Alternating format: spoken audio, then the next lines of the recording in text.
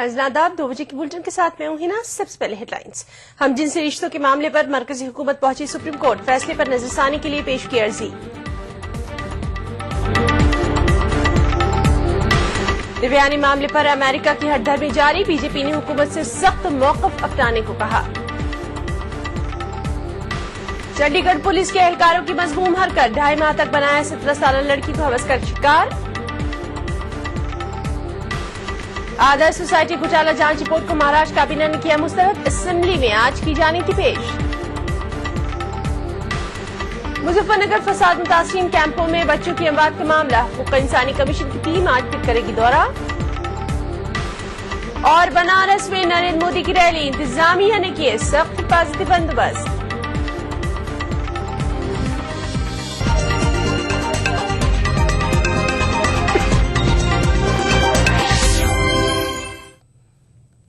और शुरुआत करेंगे इस वक्त की बड़ी खबर से, जो कि आ रही है दिल्ली से। हम जिनसे रिश्तों के ताल्लुक से मरकजी हुकूमत ने सुप्रीम कोर्ट से रुजू कर लिया है। अदालत से अपने इस फैसले पर नजरसानी की दरख्वास्त की गई है, जिसमें उसने हम जिनसे रिश्तों को आईन की 377 दफा के तहत जुर्म करार दिया था। इस सिलसिले में अदालत ने दिल्ली हाई कोर्ट के उस फैसले को खारिज कर दिया था, जिसमें हम जिनसे रिश्तों को जायज ठहराते हुए आईन की दफा 377 को खत्म करने की बात भी कही गई थी।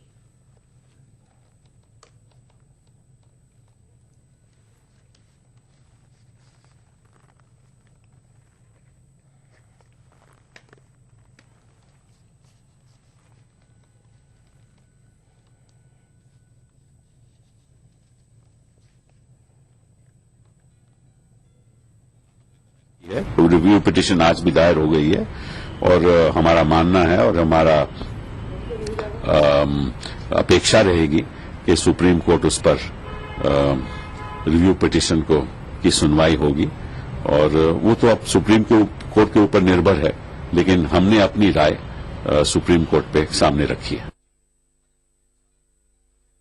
हिंदुस्तानी सफारतकार दिव्यानी मामले पर हिंदुस्तान के मुतालबात का अमेरिका पर कोई असर नहीं पड़ा। अमेरिका ने इस मामले पर माफी मांगने से ही इनकार कर दिया और यही नहीं, अमेरिका ने दिव्यानी के खिलाफ इल्जामात वापस लेने से भी साफ तौर पर इनकार कर दिया। अमेरिकी वजारत खारजा की तर्जुमान मैरी हाफ ने वाज़ेह कर दिया कि हिंदुस्तानी सफारतकार दिव्यानी खोबरागड़े पर लगे इल्जामात इंतहाई संगीन है और ऐसे इल्जामात को अमेरिका में काफी संजीदगी से लिया जाता है, लिहाजा इल्जामात वापस लेने पर गौर किए जाने की बात दुरुस्त नहीं है।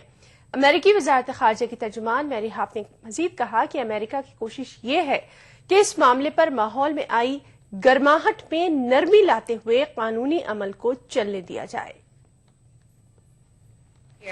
In diplomatic notes to every country that has diplomats here throughout the world that there are obligations they have for their staffs when they bring them to the United States. We make those obligations very clear, and we take any allegations that they haven't done so very seriously. So certainly there's no discussion like that going on. We just want the process to move forward.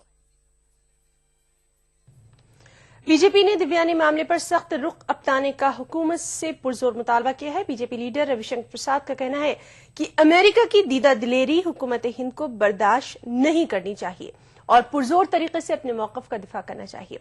उन्होंने मजीद कहा कि दिव्यानी को इस मामले में साजिश करके फंसाया गया। भारत सरकार के काउंसिलेट की जो छवि है और उनकी साख है, उनके साथ देश की साख जुड़ी हुई है और ये पूरा मामला जिस तरह से बनाया गया है वो झूठा है। स्पष्ट है कि उनकी मेड ने अमेरिका में रहने के परमिट लेने के लिए झूठा केस खड़ा किया है और एक अति महत्वाकांक्षी अटॉर्नी पीट ब्रायर ने इस तरह का खुराफात किया है। मुझे लगता है कि भारत सरकार को इस मामले में गंभीरता से लेना चाहिए और भारत एक बड़ा देश है, उसकी संप्रभुता बहुत इंपॉर्टेंट है। मरकजी वजीर कमलनाथ ने एक बार फिर अमेरिका से दिव्यानी के साथ किए गए नाजिबा सलूक पर माफी मांगने और केस वापस लेने का मुतालबा किया है। और स्पष्ट माफी मांगनी चाहिए और चार्जेस ड्रॉप करने चाहिए। ये जो खिलवाड़ किया जा रहा है भारत के साथ, ये हम किसी हालत में स्वीकार नहीं करेंगे। अमेरिका को समझना है कि दुनिया बदल गई है, समय बदल गया है और भारत बदल गया। और नाज़रीन, इस पूरे मामले पर बातचीत करने के लिए एक बार फिर हमारे साथ फोन लाइन पर मौजूद हैं दिल्ली से हमारे नुमाइंदे शैलेंद्र।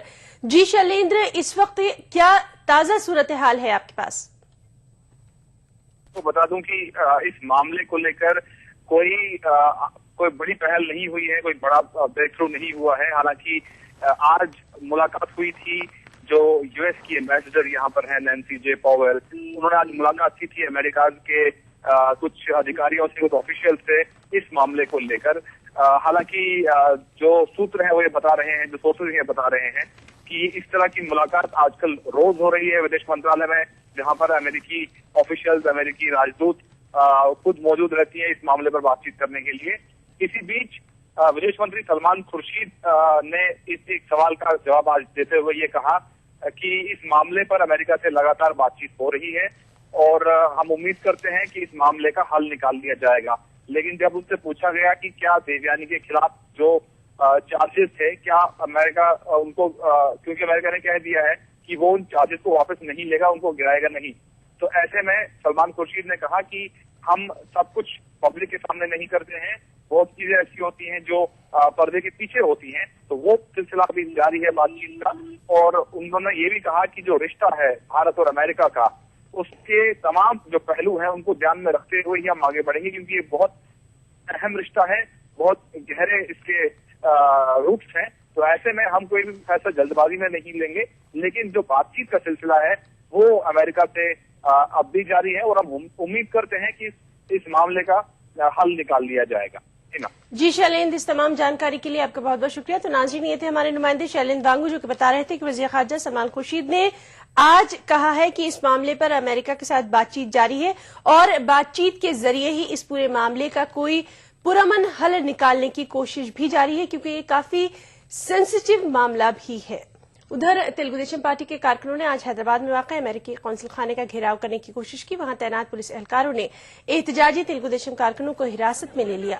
तेलुगु देशम पार्टी के कारकुन दिव्यानी बदसलूकी मामले में अमेरिका से गैर मशरूत माफी का मुतालबा कर रहे थे। इस एहतजाज में तेलुगु देशम के सिटी प्रेसिडेंट ए श्रीनिवास और दीगर लीडरान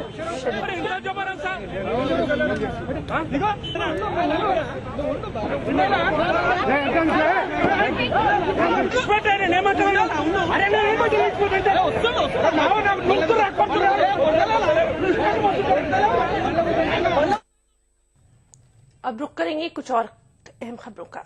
चंडीगढ़ में इस्मतदरी का एक बेहद सनसनीखेज वाक़ा सामने आया। इस मरतबा कानून के रखवालों ने ही इस्मतदरी जैसी शर्मनाक हरकत को अंजाम दिया।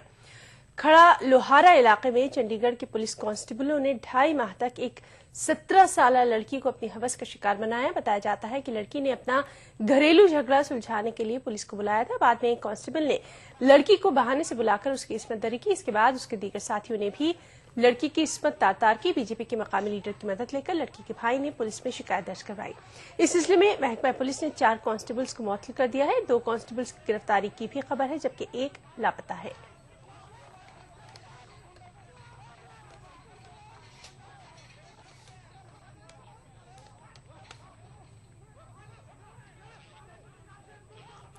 उधर चंडीगढ़ में पुलिस एहलकारों के जरिए लड़की की इस्मतदरी मामले पर इलाके में काफी गम गुस्से की लहर है। चंडीगढ़ में पुलिस स्टेशन के सामने बीजेपी कारकुनों ने आज इसके खिलाफ जबरदस्त एहतजाज भी किया। एहतजाजियों ने पुलिस के खिलाफ नारेबाजी की। एहतजाजियों का कहना है कि जब रक्षक ही भक्षक बन जाएंगे तो फिर समाज का ताना बाना ही बिखर के रह जाएगा। लिहाजा पुलिस को ऐसी शर्मनाक हरकतों से बाज आना चाहिए।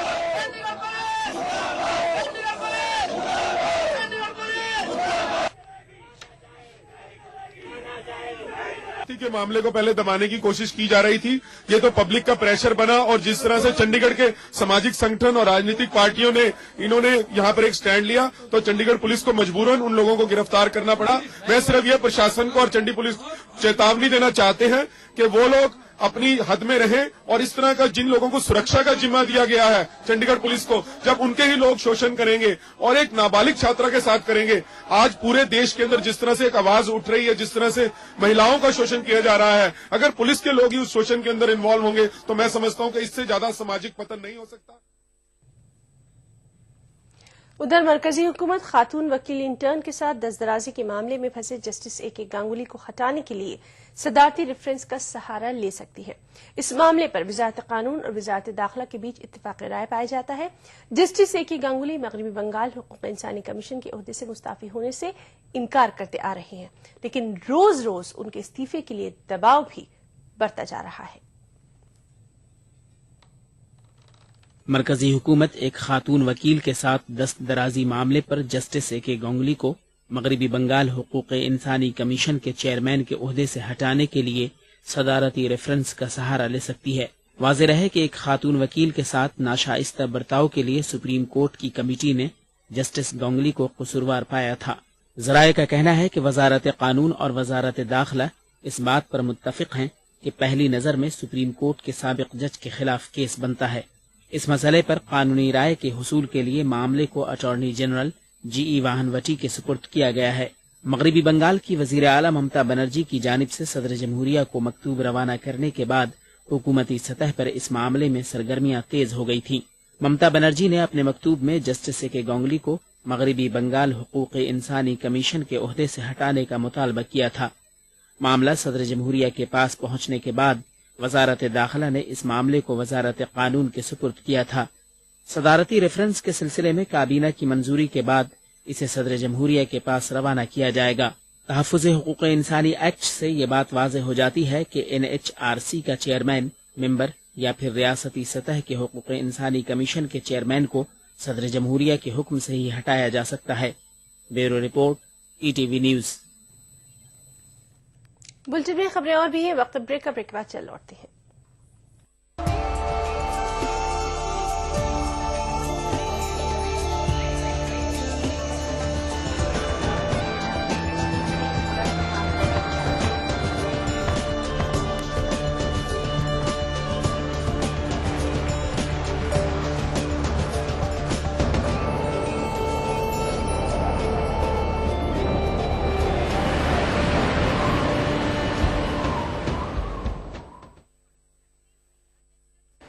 BBC दुनिया को है जिस पर भरोसा। ग्लोबल इंडिया जोड़े आपको पूरी दुनिया से आपकी अपनी भाषा में। ETV के दर्शकों के लिए BBC के मंजे हुए रिपोर्टर ग्लोब के हर सिरे से लाएंगे जिंदगी का सच। स्क्रीन पर उभरेगी बनते बदलते भारत की पूरी तस्वीर। संसार भर के सारे समाचार मैं नेहा भटनागर लेकर आऊंगी BBC ग्लोबल इंडिया हर शुक्रवार शाम ETV पर। महसूस करें खबरों की धड़कन।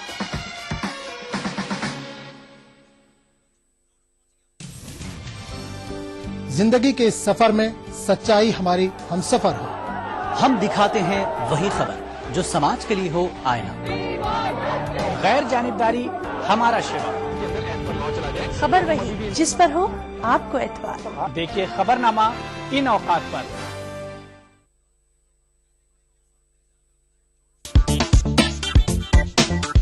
हैदराबाद की तालिबात का शानदार तख्लीकी मुजाहरा। यूनिवर्सिटी की सतह पर खुद को मनवाया। खवातीन की हिफाजत के लिए बनाया अनोखा ब्रेसलेट और नाकारा अशिया से बनाया खूबसूरत लैम्प। देखिए खुसूसी रिपोर्ट इतवार शाम 6:30 बजे दखननामे में और 7:30 बजे खास बात में।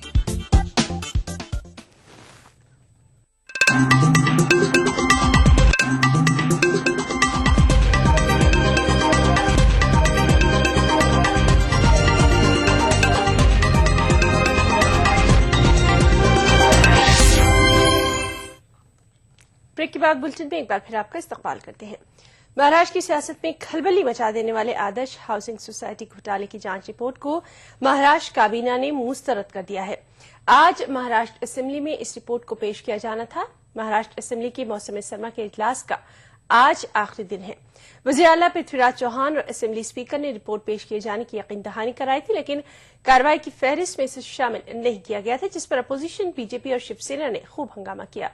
बॉम्बे हाईकोर्ट असेंबली में रिपोर्ट पेश करने की रियासती हुकूमत को हिदायत दे चुका है। इसे किसी भी हालत में आज ये रिपोर्ट ऐवान में पेश करना थी।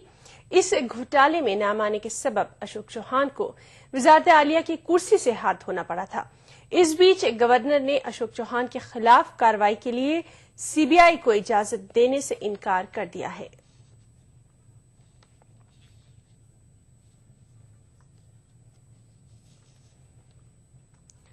मुजफ्फरनगर राहत कैंपों में सरकारी इमदाद नदारद है, लेकिन फलाही तंजीमों की जानिब से जो इमदाद भेजी जा रही है उस पर भी लूट खसोट मची हुई है और इंतजामिया महज तमाशा देख रही है। मुजफ्फरनगर के लुई राहत कैंप में बड़ी तादाद में पनाहगजीन मौजूद हैं। इन पनाहगजीनों को सरकारी इमदाद जो थोड़ी बहुत मिल रही थी वो बहुत पहले बंद हो चुकी है। गुज़िश्ता दिनों ठंड से 40 से ज्यादा बच्चों की मौत हो चुकी है, जिसके पेश नजर दिल्ली की एक फलाही तंजीम ने गर्म कपड़ों से भरा एक ट्रक भेजा। इस ट्रक पर पनाहगजीनों ने हल्ला बोल दिया। ट्रक पर मौजूद लोगों ने भीड़ से बचने के लिए कपड़े तकसीम करने के बजाय लुटाने शुरू कर दिए। लोग कपड़े लेने के लिए आपस में ही लड़ पड़े, लेकिन यहाँ मौजूद इंतजामिया महज तमाशाई बनी रही। इस अफरा तफरी में ये भी हुआ कि जिन्हें वाकई जरूरत थी वही लोग इन चीजों से महरूम रह गए।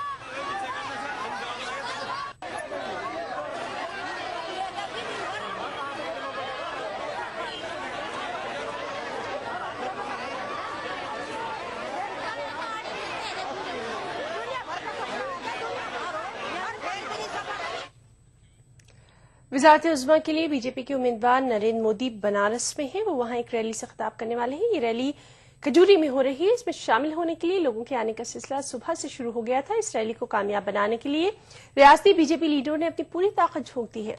पटना रैली में सिलसिलेवार बम धमाकों के मद्देनजर जिला इंतजामिया की जानिब से सख्त हिफाजती बंदोबस्त किए गए।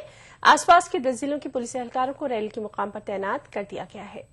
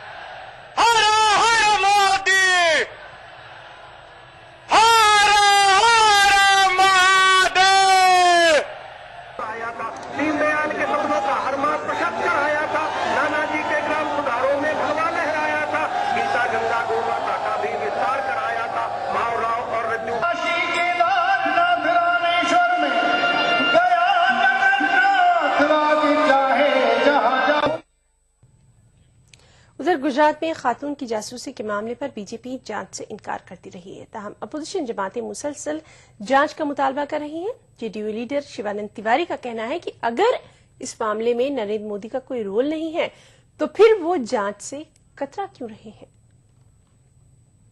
और बाकी सारे जो सबूत हैं वो बता रहे हैं कि नहीं साहब ये जांच की गुंजाइश है, तो जांच कराने में इतराज क्यों हो रहा है भाई? सांच को आंच क्या, ये कहावत है। अगर ये बात गलत है तो मोदी जी और निखर करके सामने आएंगी, लेकिन अगर ये बात सही है तो सिर्फ इसलिए कि वो बहुत लोकप्रिय हैं उनको छोड़ दिया जाए। तो ये भारतीय जनता पार्टी का ये तर्क, ये दलील जो है समझ में आने वाली बात नहीं। आंध्र प्रदेश की वज़ीर आला एन किरण कुमार रेड्डी की क़यादत में एक वफ़द ने आज वज़ीर-ए-आज़म डॉक्टर मनमोहन सिंह से मुलाकात की। हालिया दिनों ब्रिजेश कुमार की क़यादत वाले कृष्णा वाटर ट्राइब्यूनल ने एक फैसला दिया था। इस फैसले को रियासत के साथ शदीद नाइंसाफी बताया जा रहा है। वाज़ेह रहे कि कृष्णा पानी तनाज़ा आंध्र प्रदेश और कर्नाटक के दरमियान चल रहा था। आंध्र प्रदेश से ताल्लुक़ रखने वाले इस कुल जमाती वफ़द में शामिल लीडरों ने ब्रिजेश कुमार के ट्राइब्यूनल के फैसले पर गजट जारी न करने और नया ट्राइब्यूनल कायम करने का वज़ीर-ए-आज़म से मुतालबा किया है।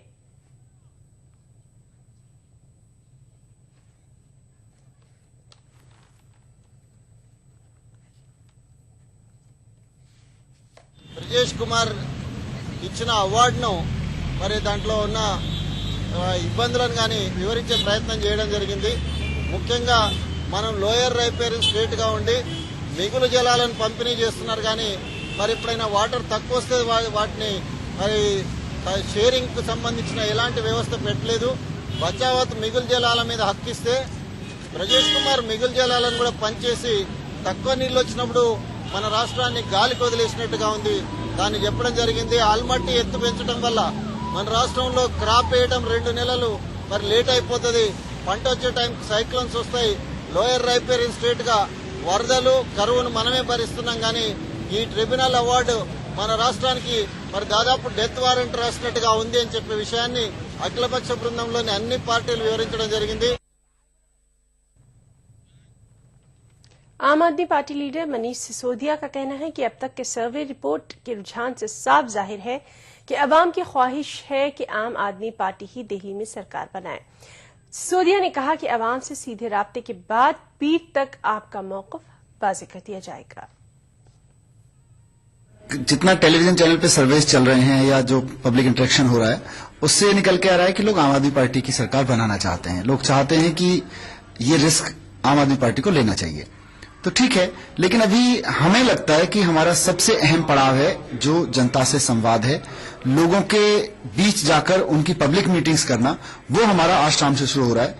फ्राइडे, सैटरडे, संडे बहुत सारी मीटिंग्स होनी है और इन मीटिंग्स से जो निकल के आएगा उसके आधार पे आखिरी फैसला हम सोमवार सुबह तक कर लेंगे। उधर दिल्ली कांग्रेस के सदर अरविंद सिंह लवली ने आम आदमी पार्टी पर इल्जाम लगाया है कि उसकी नीयत साफ नहीं है और आप अपनी जिम्मेदारी से भाग रही है। नियत साफ है, क्योंकि जिस तरीके की भाषा का इस्तेमाल वो कर रहे हैं अपनी चिट्ठी में, कांग्रेस जो है वो 100 साल पुरानी पार्टी है और राजनीति में जो है एक स्तर होना चाहिए, राजनीति का एक मर्यादा का स्तर होना चाहिए। जितना मर्जी कोई किसी का धूर विरोधी हो, जिस तरीके की भाषा का वो इस्तेमाल कर रहे हैं उससे उनको बचना चाहिए। और मुझे लगता है कि वो इस तरीके की भाषा का इस्तेमाल भी इसीलिए कर रहे हैं कि वो इस जिम्मेवारी से भागना चाहते हैं। उनको लगता है कि हम ऐसी भाषा का इस्तेमाल करेंगे तो कांग्रेस अपना समर्थन वापस ले लेगी। उनकी नीयत में खोट है। खबरें और भी हैं, वक्त ब्रेक का ब्रेक बाद चल लौटते हैं। देवभूमि के समग्र विकास के लिए उत्तराखंड सरकार की पहल। 5 वर्ष की सेवा पूरी कर चुके दैनिक संविदा कर्मियों के विनियमितीकरण का राज्य सरकार ने लिया फैसला। 14 दिसंबर 2013 कट ऑफ डेट तय होने से कर्मियों को मिलेगा सीधा लाभ। वर्ग 4 की जमीन पर अब लोगों को मिलेगा मालिकाना हक। वर्ग 4 की जमीन का अब हमको मिलेगा मालिकाना हक। इस फैसले का हम सम्मान करते हैं और सरकार का शुक्रिया अदा करते हैं। पूर्व सैनिकों के लिए सरकार ने राज्य में भवन कर को पूरी तरह किया माफ, तो सैनिक विधवाओं के आवास के लिए अनुन्वय 1 लाख की राशि बढ़ाकर की 2 लाख। ये बहुत अच्छा काम किया उन्होंने। कम से कम इस सरकार ने इस बार तो सैनिकों के बारे में कुछ सोचा और हम उनका धन्यवाद करते हैं। आंगनबाड़ी कार्यकर्त्रियों का मानदेय में फिर किया 1000 का इजाफा। पुलिस कर्मियों के लिए पौष्टिक आहार भत्ते में 20% की बढ़ोतरी का भी राज्य सरकार ने लिया फैसला। राज्य के विकास के लिए वचनबद्ध है उत्तराखंड सरकार।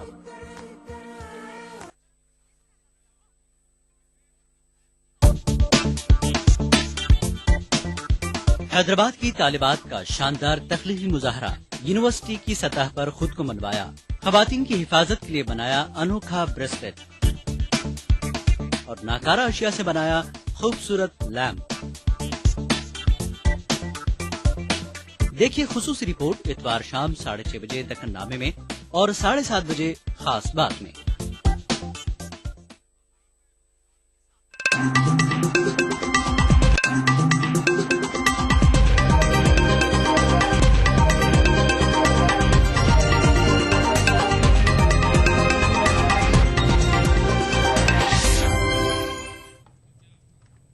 अब ब्रेक के बाद हम आपको सीधे लिए चलते हैं नरेंद्र मोदी की बनारस रैली में। तो किसानों की हालात को सुधारने के लिए, क्यों सुधारने के लिए? क्योंकि हम जानते हैं इस सच्चाई को कि इस देश की सबसे बड़ी आबादी किसी एक पेशे में लगी हुई है, तो वह किसानों की आबादी है जो कृषि पेशे में लगी हुई है। जब तक हिंदुस्तान का किसान खुशहाल नहीं होगा तब तक हमारा यह हिंदुस्तान भी खुशहाल नहीं हो सकता है। इस सच्चाई को हम अच्छी तरह समझते हैं। इसलिए आज मैं बतलाना चाहता हूं, भारत सरकार का कृषि मंत्री रहते हुए एक फार्मूला मैंने दिया था। उस फार्मूले का नाम है कृषि आमदनी बीमा योजना। बहनों भाइयों, जिस दिन सरकार बन जाएगी, 1 साल के अंदर खेत की बुआई के पहले आपके खेत की आमदनी तय कर दी जाएगी।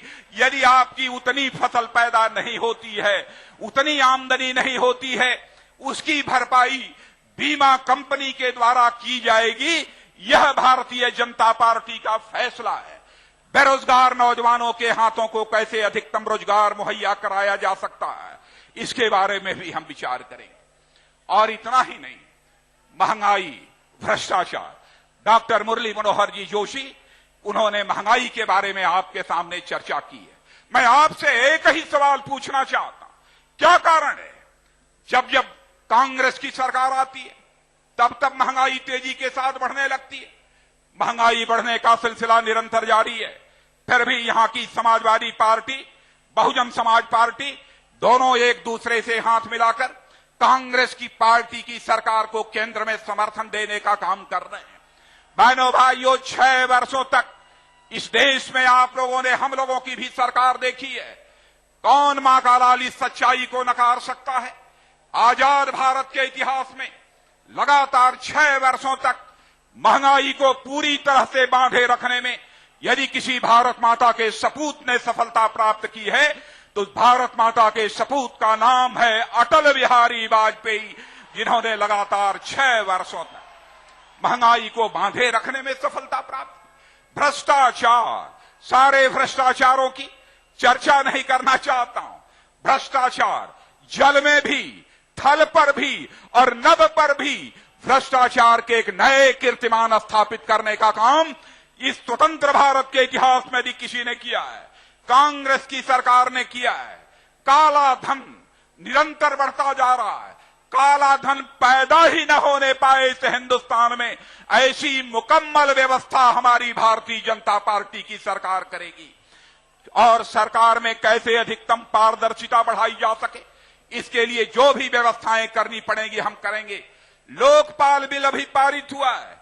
आप जानते हैं कांग्रेस उसका श्रेय लेने की कोशिश कर रही है, लेकिन सच्चाई है कि श्रेय यदि किसी को दिया जाना चाहिए तो अन्ना हजारे को इसका श्रेय दिया जाना चाहिए। और साथ ही साथ विपक्ष की भूमिका निभा रही भारतीय जनता पार्टी को इसका श्रेय देना चाहिए। संसद के दोनों सदनों में, लोकसभा में सुषमा जी और राज्यसभा में अरुण जेटली जी ने जिस प्रभावी तरीके से अपने पक्ष को रखा है, उसी का परिणाम यह था बहनों भाइयों कि हमारा यह लोकपाल बिल, जो काफी हद तक इस हिंदुस्तान में भ्रष्टाचार को कम कर पाएगा, वह बिल पारित होने में हमें कामयाबी हासिल हुई है। लेकिन जब मैं देखता हूं कि उल्टे ही यह कांग्रेस पार्टी हम भारतीय जनता पार्टी के लोगों के लिए अब शब्दों का प्रयोग करती है। कभी कांग्रेस के राष्ट्रीय उपाध्यक्ष कहते हैं कि भारतीय जनता पार्टी चोर है, भारतीय जनता पार्टी चोर है। हिंदुस्तान के जिन राज्यों में भी हम सरकार चला रहे हैं, पहली बार नहीं, दूसरी बार नहीं, तीसरी बार भी सरकार बनाने में कामयाबी यदि हासिल की है तो भारतीय जनता पार्टी ने कामयाबी हासिल की है। नरेंद्र भाई भी गुजरात में तीसरी बार मुख्यमंत्री बने हैं।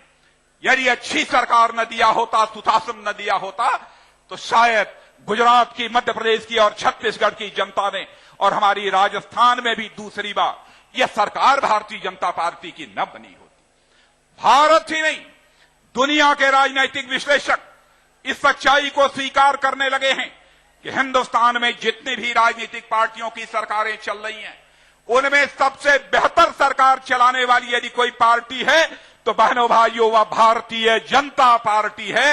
यह सारी दुनिया का राजनीतिक विश्लेषक इस सच्चाई को स्वीकार करने लगा है। गरीबी की मैं क्या चर्चा करूं, गरीबों के गरीबी के साथ तो सचमुच कांग्रेस के लोग क्रूर मजाक कर रहे हैं। कहते हैं 12 रुपए में गरीब अपना पेट भर सकता है, 24 घंटे चैन से वह रह सकता है। कोई कहता है 5 रुपए में गरीब अपना पेट भर सकता है। यह गरीबों की गरीबी के साथ कांग्रेस क्रूर मजाक कर रही है। गरीबी भारत का अभिशाप है। और मैं कह सकता हूं हमारे प्रधानमंत्री पद के उम्मीदवार नरेंद्र भाई एक दृढ़ इच्छा शक्ति के धनी हैं, एक ऐसे नेता हैं जो संकल्प लेते हैं उसे पूरा करते हैं। यह खासियत उनके। तो बीजेपी के हौसले जीत के बाद काफी बुलंद दिखाई दे रहे हैं। और बनारस की इस रैली में हमने देखा कि लाखों की तादाद में लोग शदीद सर्दी के बावजूद भी रैली में मौजूद हैं। बुलेटिन में फिलहाल इतना ही। आदाब।